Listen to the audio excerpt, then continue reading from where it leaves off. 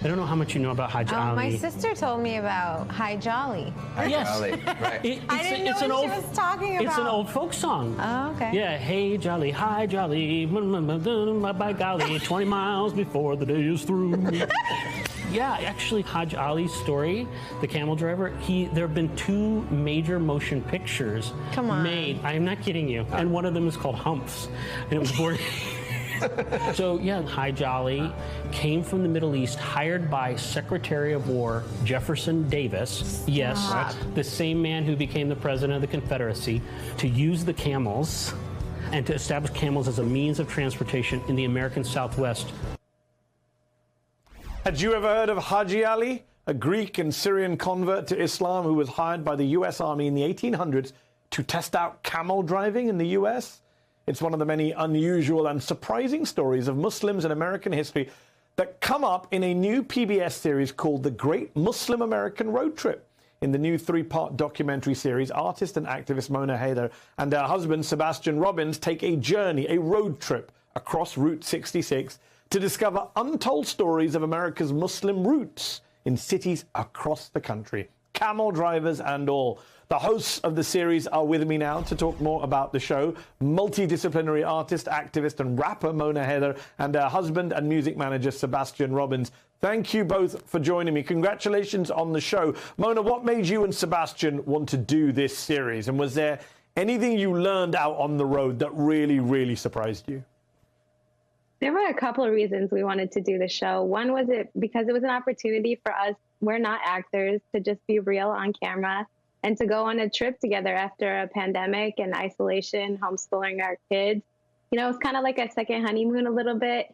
And one thing that really stood out to me was that Muslims were here on this land from the 1500s.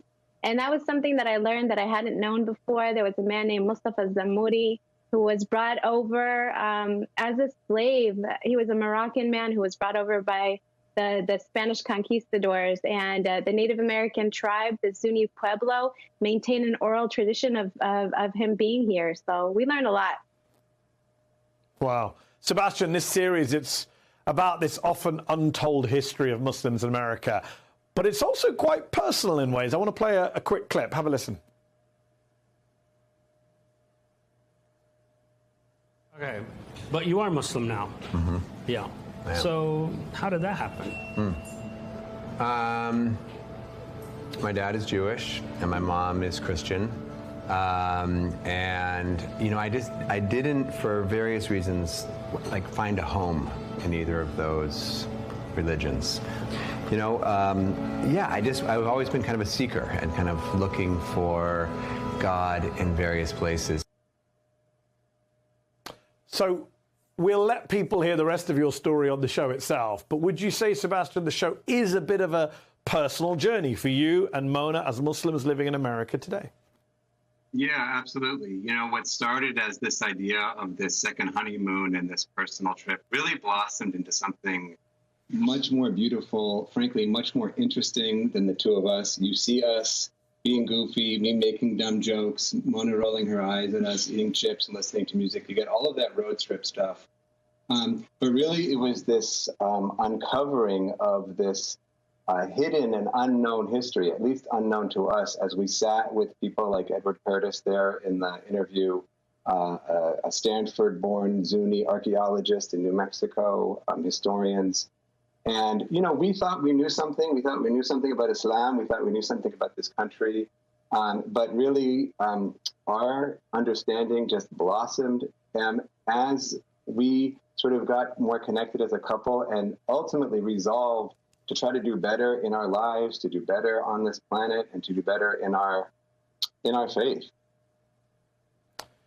I mean, I'm all for second honeymoons. I'm not sure I'd be bold enough to do a second honeymoon with my wife on tape for the world to watch, but good for you guys. Mona, you have this new series out on PBS, but it's not the only way a lot of Americans have come to know you. Your 2017 debut rap single, Rap My Hijab, was a huge hit. Billboard magazine put it on its list of 20 best protest songs of 2017 and named it one of the top 25 feminist anthems of that year.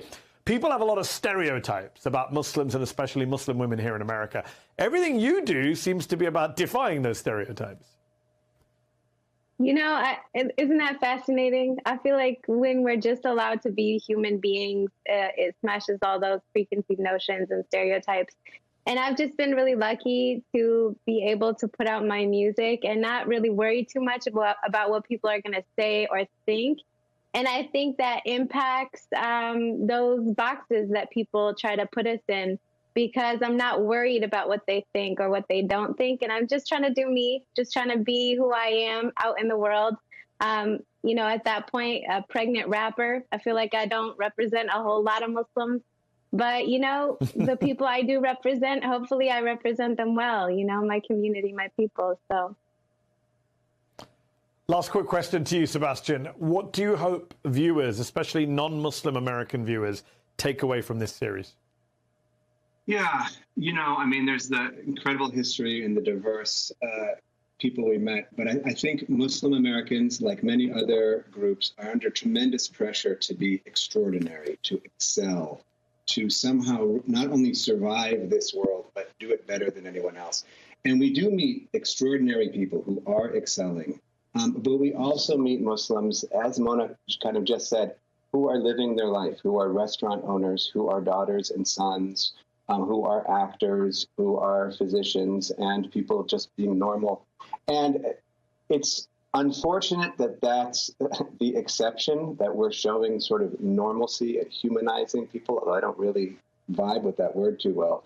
But I think if there's one thing this show does very well, it does that. It shows people living their life. And they all happen to be Muslim. They all happen to practice and pray the same way that we do. But that's not the defining feature of who they are. They're human. They're living their lives, and they're going up the mountain on their path.